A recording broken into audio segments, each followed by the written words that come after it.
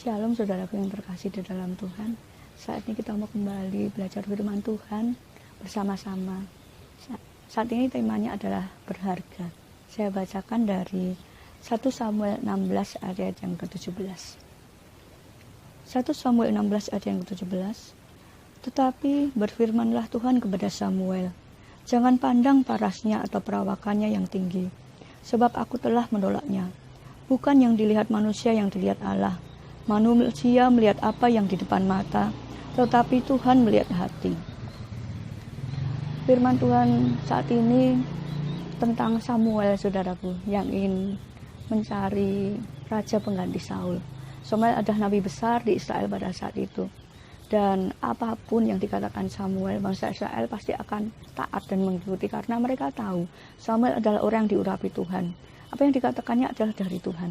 Nah, suatu hari Samuel disuruh Tuhan untuk mencari pengganti Raja Saul. Samuel akhirnya pergi ke rumahnya Isai, saudaraku. Nah, di rumah Isai ini Samuel memerintahkan untuk ayo ikut dalam upacara pengorbanan. Jadi Samuel menguduskan Isai dan anak-anaknya karena Tuhan ingin berbicara dengan mereka. Nah, lalu Isai juga menyuruh anaknya berbaris di depan Samuel. Ada Eliab, Abinadab, dan Syama. Mereka anak-anak Isai yang gagah, tinggi besar, ganteng, saudaraku. Nah, tapi ketika Samuel melihat mereka dan ingin mengurapinya, karena dalam hati Samuel berpikir, wah pasti ini yang dipilih Tuhan ini. Ketika akan mengurapi, Tuhan bilang, bukan itu yang akan kuurapi menjadi raja. Manusia itu melihat apa yang di depan mata, kamu tuh melihat apa yang di depan mata Samuel, tapi aku melihat hati mereka. Karena 3 orang anak Isai itu ditolak semua. Akhirnya Samuel berkata kepada Isai, apakah masih ada anakmu yang belum datang ke tempat ini? Lalu Isai berkata, oh masih ada anakku yang paling bungsu. Dia sedang mengembalakan kambing dombaku yang 2-3 ekor. Nah, saudaraku, Daud itu disuruh cuman jadi gembala kambing, saudaraku. Kambingnya aja cuman 2-3 ekor. Nggak dianggap di keluarganya Pak Isai, saudaraku. Akhirnya Daud dipanggil. Nah, ketika Daud menghadap, ternyata Tuhan memilih dia untuk menjadi raja menggantikan Saul. Saudaraku, seperti itu dalam hidup kita. Kadang orang yang punya otoritas di atas kita, orang yang diurapi Tuhan, lebih lagi yang menjadi otoritas di atas kita, kadang tidak memandang kita, tidak menganggap kita. Karena mereka ya seperti Samuel, saudaraku. Mereka melihat apa yang di depan mata, bukan melihat hati kita. Nah, mungkin ada contoh orang punya otoritas di atas kita, misalnya orang tua kita, misalnya pimpinan perusahaan tempat kita bekerja. Kalau di dalam pelayanan misalnya gembala kita atau koordinator kita, atau yang pemuda ya ketua pemudanya, ketua youth and teen-nya, misalnya seperti itu. Nah, kadang kan kita sudah memberikan yang terbaik, kita berusaha memberi yang terbaik.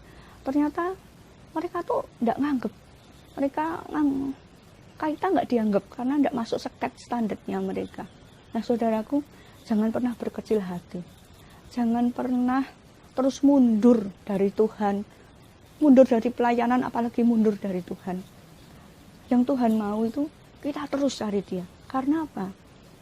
Karena yang penting itu Tuhan, saudaraku. Tuhan melihat hati kita. Mengapa kita ketika kita mungkin tidak dianggap oleh manusia, tidak dianggap mungkin oleh orang tua kita sendiri, itu tuh kita terus harus mencari Tuhan tuh kenapa?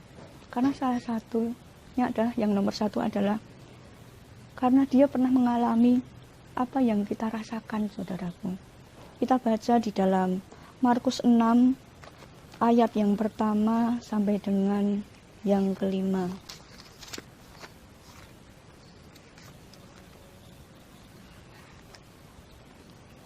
Saya bacakan. Kemudian Yesus berangkat dari situ dan tiba di tempat asalnya, sedang murid-muridnya mengikuti Dia.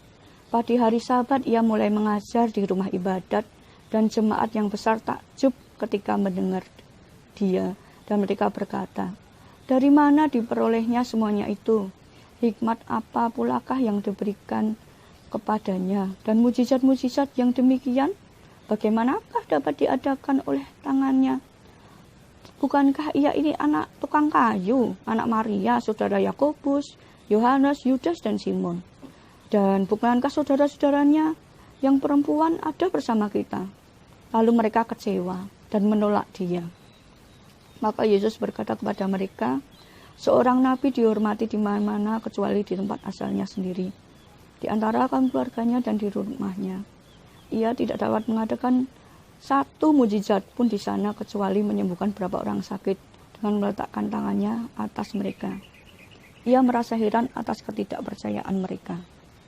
Nah, saudaraku, Tuhan Yesus saja itu mengalami, dia itu ditolak, saudaraku. Padahal dia sudah mengadakan banyak mujizat yang luar biasa, menyembuhkan yang tidak bisa mendengar, yang buta bisa melihat, yang lumpuh bisa berjalan, mengusir roh jahat. Mujizat apa lagi sih yang kurang untuk membuat mereka bisa percaya kan kuasa Allah ada dalam dirinya?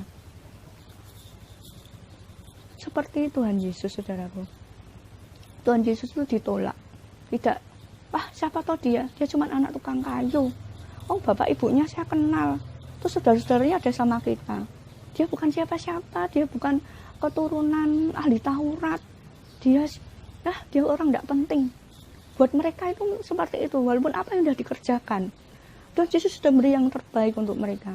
Mereka tidak percaya, dan buat mereka dia itu bukan siapa-siapa. Bukan orang yang penting, bukan orang berharga buat mereka. Nah, saudaraku, Tuhan Yesus saja mengalami.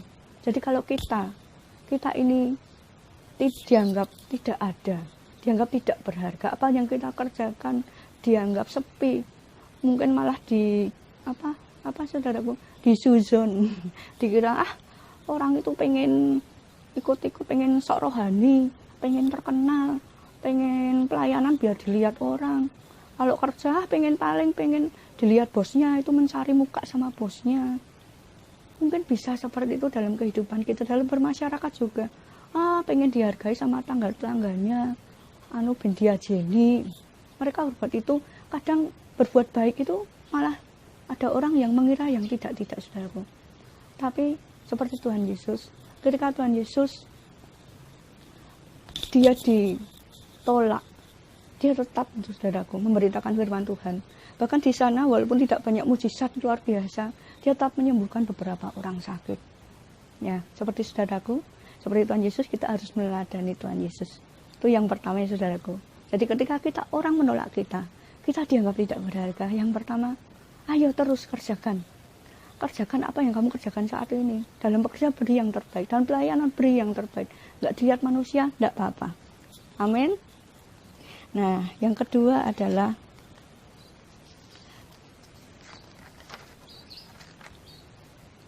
Yesaya 43 ayat yang keempat.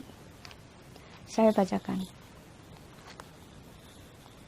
Oleh karena engkau berharga di mataku dan mulia, dan aku ini mengasihi engkau, maka aku akan berikan manusia sebagai gantimu, dan bangsa-bangsa sebagai ganti nyawamu. Amin. Nah, saudaraku, ketika kita berharga di mata Tuhan, dikatakan di sini, karena engkau berharga di mataku dan mulia, dan aku ini mengasihi engkau. Kita tidak perlu lagi, saudaraku, mencari penghargaan manusia. Yang penting tuh kita tuh berharga di mata Tuhan. Tuhan tuh mengasihi kita. Ketika Tuhan mengasihi kita, Tuhan tuh memberikan apa aja, bahkan yang di luar kemampuan kita, apa aja yang di luar pemikiran kita itu Dia berikan. Karena Dia itu Allah yang sangat mengasihi kita. Ketika kita tahu bahwa kita itu berharga di mata Tuhan, Tuhan juga mau kita tuh menghargai sesama kita. Jadi misalnya Tuhan juga mau, misalnya begini, Tuhan menyuruh kita menghargai orang-orang yang menyakiti kita, orang-orang yang sudah membuat kecewa, orang-orang yang merendahkan kita. Jadi no matter if other hurt us or humiliate us, He just want that we love them like He loved them. Nggak penting, nggak masalah orang tidak menghargai kita, merendahkan kita. Tuhan itu mau kita mengasihi mereka karena Tuhan mengasihi mereka, karena mereka berharga di mata Tuhan.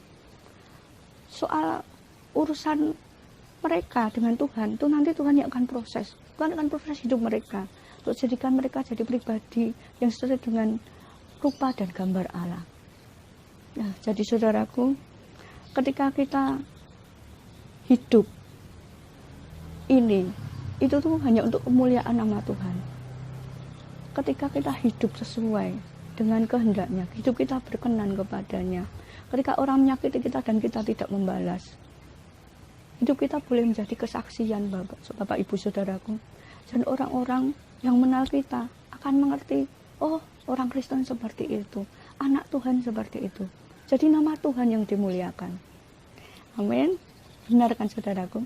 Nah, yang ketiga adalah mengapa kita harus tetap memegang teguh Tuhan ketika orang lain menganggap kita tidak berharga. Yang pertama tadi adalah karena Tuhan juga mengalami apa yang kita rasakan. Yang kedua, karena kita ini berharga di matanya. Yang ketiga adalah karena Roh Kudus jaminan kita. Dalam Efesus 1 ayat yang ke-14 saudaraku. Efesus 1 yang ke-14 saya bacakan. Dan Roh Kudus itu adalah jaminan bagian kita sampai kita memperoleh seluruhnya, yaitu penebusan yang menjadikan kita milik Allah untuk memuji kemuliaannya. Dikatakan di sini bahwa Roh Kudus itu adalah jaminan kita, Bapak, saudaraku. Karena apa? Roh Kudus dikirim Tuhan. Ketika Tuhan sudah terangkat ke surga, Roh Kudus dikirim untuk menjadi pembimbing kita, menjadi roh yang menuntun kita, mengajar kita, memberitakan firman Tuhan yang pernah kita dengar. Mungkin kita dengar firman Tuhan, tapi kita lupa. Nah, saat-saat kita mengalami kesesakan, kita mengalami masalah, firman itu keluar kembali dari dalam hati kita, tuh keluar firmannya itu. Kita bisa mendengarkan firman itu, oh iya, aku ingat firman Tuhan seperti ini. Nah, itu Roh Kudus yang bekerja dalam hati kita. Roh Kudus memberikan kekuatan pada kita ketika kita merasa depresi, kita lemah, merasa kita tidak dihargai. Roh Kudus memberikan kekuatan pada kita. Bahkan Roh Kudus memberikan sukacita yang luar biasa dalam hidup kita. Jadi sukacita kita tidak tergantung apa yang terjadi di dalam kehidupan kita saat ini. Tidak tergantung pada aku bisa ini enggak ya, bisa beli ini beli itu, atau kehidupanku nyaman apa enggak, aku punya mobil berapa, punya rumah berapa. Sukacita bukan itu yang diberikan Roh Kudus, tapi Roh Kudus memberikan sukacita di dalam hati kita. Apapun yang kita hadapi saat ini, masalah kita punya masalah banyak, tapi hati kita tetap damai, sejahtera dan sukacita. Itu saya alami sendiri, saudaraku. Mama saya baru saja meninggal beberapa minggu ini, dan saat itu mama itu sakit sebelum meninggal. Nah, ketika mama sakit itu, saudaraku, karena saya kan ikut BPJS saya kelas 3. Saya bilang sama Tuhan, Tuhan, saya minta ampun karena tidak bisa memberi yang terbaik sama mama. Saya untuk untuk menaikkan BPJS misalnya dari kelas 3 ke kelas 1 atau kelas 2, saya tidak mampu karena saat ini sedang masa-masa seperti ini. Dan saya untuk perawatan mama saya tidak mau minta suami, saya akan urusi sendiri semua. Itu saudaraku, saya cuma berdoa untuk minta Tuhan supaya Tuhan menolong mama saya, yang berikan yang terbaik dalam perawatannya. Kalau boleh mama sembuh, boleh bersama kami kembali. Dan saudaraku, saat itu saya ngantar mama ke rumah sakit sampai jam 1:30 malam, saudaraku. Terus saya pulang, diganti adik saya yang nunggu di sana. Pertama dapat kamar di kelas 3 di 300 berapa gitu, saudaraku. Nah, paginya kan saya menggantikan adik saya, saudaraku, untuk nunggu mama. Adik saya bilang, Mbak, kamarnya pindah loh ke kamar 500 berapa begitu, saudaraku. Terus saya bilang, loh kok pindah, kenapa? Orang ngerti Mbak, disuruh dokternya, dia bilang gitu. Akhirnya saya datang ke rumah sakit. Saat saya datang ke rumah sakit, saya kaget, saudaraku. Memang bukan ditemukan di kelas 3, tapi di ruang VIP. Saya kaget, saya sampai telepon adik saya, bertanya adik saya, loh kok bisa pindah di VIP itu gimana? Terus kan apa dokternya tuh tahu kalau saya itu BPJS cuma kelas 3, saya bilang gitu kan. Jadi saya bilang, iya dokternya yang nyuruh kok. Aku juga tidak minta apa-apa, aku tidak minta pindah atau apa. Aku tadi ke ruang kelas 3, ruangannya tuh kosong Mbak. Nah, kalau kelas 3 isinya kan 6 bed, saudaraku. Dia lihat 6 bed itu kosong semua, saudaraku. Saya bilang, jadi situ langsung saya bersyukur, saya nangis, saudaraku. Terima kasih Tuhan, terima kasih. walaupun di pikiran saya tuh mikir gini tuh aku, aduh gimana ya ini nanti dapat biaya tambahan apa enggak, saya mampu enggak Tuhan. Pikiran kita kan masih kerja, masih mikir, tapi hati saya anehnya, hati saya itu penuh damai sejahtera, penuh sukacita, pokoknya enggak ada rasa khawatir. Padahal kalau dipikir secara manusia, kalau sampai dari kelas 3 ke VIP itu pasti nambahnya banyak banget. Tapi hati saya tidak khawatir. Walaupun pikiran saya mikir, tapi saya karena hati saya damai sejahtera, saya tenang saudaraku. Terima kasih Tuhan, terima kasih Tuhan. Jadi saya cuma bersyukur. Nah setelah biasanya kalau BPJS kan 3 hari, saudaraku saya juga bilang mama toh, mah nanti paling 3 hari disuruh pulang karena BPJS itu biasanya 3 hari toh, aku bilang gitu. Terus ya mama bilang gitu toh. Lah kok udah 4 hari kok enggak boleh pulang. Setelah itu karena mama drop akhirnya pindah ke ICU 3 hari. Jadi 7 hari di rumah sakit saudaraku. Dan itu setelah itu mama dipanggil bapak. Saya cuman gini bapak, saya bersyukur Tuhan sudah memberi yang terbaik buat mama saya. Saya ini tidak mampu secara kenyataan itu saya tidak mampu memberi yang terbaik buat mama saya. Tetapi Tuhan saya mampu. Dia Allah yang menjamin hidup kita. Ketika hidup kita berkenan kepadanya, ketika kita mau diproses, hati kita mau dilembutkan, ketika kita mau diubahkan, ketika kita mau taat kepadanya, Dia Tuhan yang menjamin hidup kita. Janjinya itu ya dan amin. Apa yang difirmankannya itu tidak hanya terjadi pada zaman bangsa Israel, tapi pada zaman sekarang, saat ini, saat kita hidup. Karena Dia Allah yang mengasihi kita, karena janjinya ya dan amin, karena firman-Nya yang menjamin hidup kita, karena Roh Kudus yang menuntun kita setiap langkah. Jadi saudara, apapun yang terjadi atas hidupmu, ketika orang tidak menganggap engkau, buat orang engkau itu tidak berharga, apapun yang kamu kerjakan tidak dianggap sama orang lain, tetap bersyukur, tetap semangat, tetap berbuat baik, tetap mengerjakan keselamatan, tetap jadi berkat bagi orang. Karena apa? Karena kita berharga di mata Tuhan. Itu yang paling penting. Ketika kita berharga di mata Tuhan, hidup kita dijamin oleh Tuhan. Tidak ada satu hal pun, satu apapun yang menjauhkan kita dari kasih Tuhan. Karena Dia Allah yang mengasihi dan setia dalam hidup kita. Semoga firman Tuhan pada saat ini boleh menjadi berkat bagi setiap saudara yang mendengarkan.